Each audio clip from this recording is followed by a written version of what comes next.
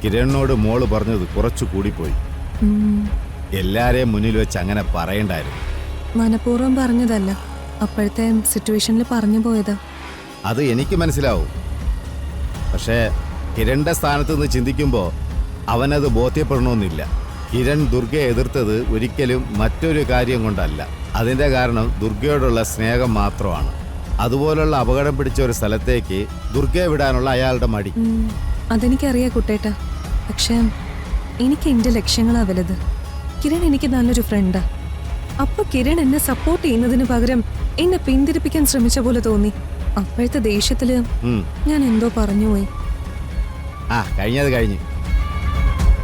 അതിന് രണ്ടുപേരും മനസ്സിൽ നിന്ന് കളയണം. നിങ്ങൾ രണ്ടുപേരും പരസ്പരം സപ്പോർട്ടായി ഒരുമിച്ച് നിൽക്കുന്നത് കാണാനാണ് ഞങ്ങൾക്ക് എല്ലാവർക്കും ഇഷ്ടം. എനിക്ക് കിരണിനോട് ഒരു ദേഷ്യവും പിണക്കവും ഇല്ല. ഞാൻ സംസാരിക്കാൻ ശ്രമിച്ചതുവാ, പക്ഷേ കിരൺ ഒഴിഞ്ഞു മാറുന്നത്. മോളത് കാര്യമാക്കണ്ട. സ്നേഹക്കൂടുതലുള്ള സ്ഥലത്താണ് പെട്ടെന്ന് പിണക്കങ്ങൾ ഉണ്ടാവുന്നത്. കിരണിന്റെ മനസ്സ് മനസ്സിലാക്കി മോള് മുൻകൈ എടുത്ത് സംസാരിക്കണം. വഴക്കും പിണക്കങ്ങളും നീട്ടിക്കൊണ്ടു പോവാതിരിക്കുന്നതാണ് നല്ലത്. എന്നെക്കാളും കാര്യപ്രാപ്തി മോക്കുണ്ട്. ആലോചിച്ചൊരു തീരുമാനം എടുക്ക്.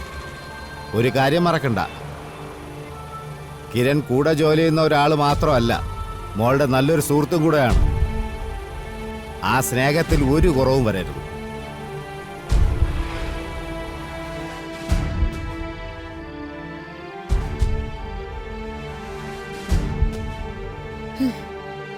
അമ്മ എന്താ ഈ വെരികിനെ പോലെ പാഞ്ഞു നടക്കുന്നത്? ഒന്നുമില്ല. അതല്ല, എന്തോ ഉണ്ട്. ആരെയും നോക്കുന്ന പോലെ ഉണ്ടല്ലോ. ഗിരിജേ, നീ നിന്റെ കാര്യം നോക്കിപ്പോ. വെറുതെ എന്റെ പിറകെ നടന്ന് വഴക്കുണ്ടാക്കാൻ നോക്കണ്ട. എന്റെ അമ്മേ, അമ്മ നോക്കുന്നത് ദുർഗയാണെന്ന് എനിക്ക് നന്നായിട്ട് അറിയാം. പുന്നാര കൊച്ചുമോള് പാതിരാത്രി ആയിട്ടും വീട്ടിൽ കയറാത്തതിന്റെ ടെൻഷനല്ലേ ഈ കാണിക്കുന്നത്? ദുർഗ താമസിക്കുന്നുണ്ടെങ്കിലേ അതിന് അതിന്റേതായ കാരണങ്ങൾ ഉണ്ടാകും. അതിന് നീ ഇടപെടണ്ട. അവൾ ഈ വീട്ടിലാണ് താമസിക്കുന്നെങ്കിൽ ഞാൻ ഇടപെടും. അല്ലെങ്കിൽ അവൾ ഇവിടെ നിന്ന് ഇറങ്ങിപ്പോണം.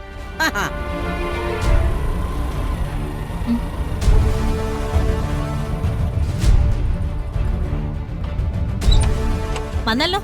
ഓ ഈശ്വരാ, എവിടെയായിരുന്നടി ഇതുവരെ? ഇന്നും നിനക്ക് മീറ്റിംഗ് ഉണ്ടായിരുന്നോ? അതല്ല ഗിരിജ, വരണ വഴിക്ക് വണ്ടി കംപ്ലൈന്റ് ആയി. പിന്നെ ഇതിനെയും കെട്ടിവലിച്ച് വർഷാപ്പിൽ കൊണ്ടുപോയി നന്നാക്കിയിട്ടാ വരുന്നത്. അതാ ലേറ്റ് ആയത്. ഓ, ഇന്ന് പുതിയ കാര്യം കിട്ടിയല്ലോ. എന്താടി മിണ്ടാത്തത്? നിന്റെ നാവ് ഇറങ്ങിപ്പോയോ? അപ്പച്ചി, അത് ഞങ്ങൾ ഈ വീട്ടിൽ നിന്ന് ഇറങ്ങിയതിന്റെ പുറകെ നീയും പോയല്ലേ? ഞാൻ സ്കൂളിൽ പോയതാ അപ്പച്ചി. പാതിരാത്രി വരെയാണോ നിന്റെ സ്കൂള്? ഇത്രയും നാൾ ആ ചെറുക്കന്റെ കൂടെ ആയിരുന്നു കറക്കം. ഇപ്പതേ പുതിയ ആളെ കിട്ടി. ഗിരിജ, വാക്കുകൾ സൂക്ഷിച്ചുപയോഗിക്കണം. ദുർഗ എന്റെ മോളെ പോലെയാണ്. പിന്നെ അവളെ സുരക്ഷിതമായി വീട്ടിൽ എത്തിക്കാൻ എനിക്ക് നന്നായിട്ട് അറിയാം. ആ പറഞ്ഞതിൽ എന്തെങ്കിലും ആത്മാർത്ഥത ഉണ്ടെങ്കിൽ ഇവളെ പറഞ്ഞ് തിരുത്തുകയാ വേണ്ടത്, അല്ലാതെ അതിന് കൂടെ പിടിക്കല്ലേ വേണ്ടത്. ഗിരിജേ, നീ നിന്റെ കാര്യം നോക്ക്. ദുർഗയുടെ കാര്യം അന്വേഷിക്കാൻ ഞങ്ങൾ എല്ലാരും ഇവിടെ ഉണ്ട്. ഓ, നിങ്ങൾ ഉണ്ടായിട്ട് എന്താ കാര്യം? അമ്മ ഇവിടെ തനിച്ചാണെന്ന് അറിഞ്ഞിട്ടല്ലേ ഇവള് സ്കൂളിൽ പോയത്. എന്നിട്ട് വരുന്ന സമയം കണ്ടില്ലേ? അമ്മ എങ്ങനെ തനിച്ചാവും? ഞാനിവിടെ ഉണ്ടായിരുന്നല്ലോ.